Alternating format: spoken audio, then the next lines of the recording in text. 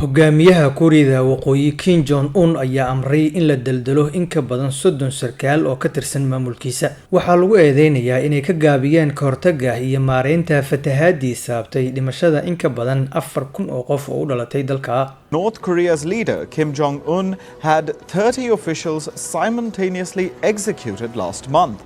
This was allegedly because the officials failed to prevent deadly floods and landslides.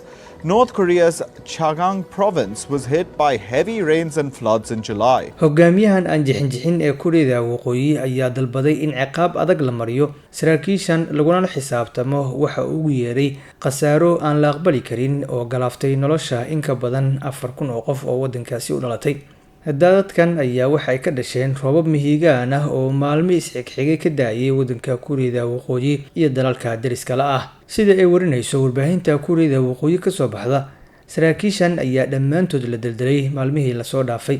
Hogaamiyaha Kuuriyada Waqooyi oo ah nin aad u adag ayaa sidoo kale lagu xasuustaa dil uu u geystay adeerkiis kadib markii uu gaajaysan u geliyay shabaq ay ku jiraan. Cabsi xoogan ayaa haatan soo food saartay dhammaanba saraakiisha Kuuriyada Waqooyi, waxaana sarkaal waliba uu ka baqayaa jagada uu hayo haddii qalad yar uu ka dhaco in uu la kulmi karo ciqaabta ay haatan mareen saraakiisha 30 gaaraya ee la daldalay oo loo aaneynayo musiibo dabiici ah oo aysan iyagu shaqo ku lahayn.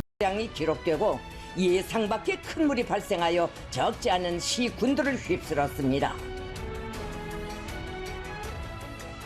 김성은 동지께서는 고무 단정에 오르시어 지형 지물을 알아볼 수 없을 정도로 깊숙이 잠겨든 침수 지역을 돌아보시면서 주민지와 농경지들이 입은 혹심한 피해 상황을 구체적으로 의뢰하셨습니다. 아무로 기정사실화된 오늘에 와서도 방심과 해이에 사로잡혀 있는 위험하고 불손한 태도부터 철저히 소거해 버리는 것이 필수적이며 선차적인 문제로 나서고 있습니다. 완벽히 시사해주고 있습니다.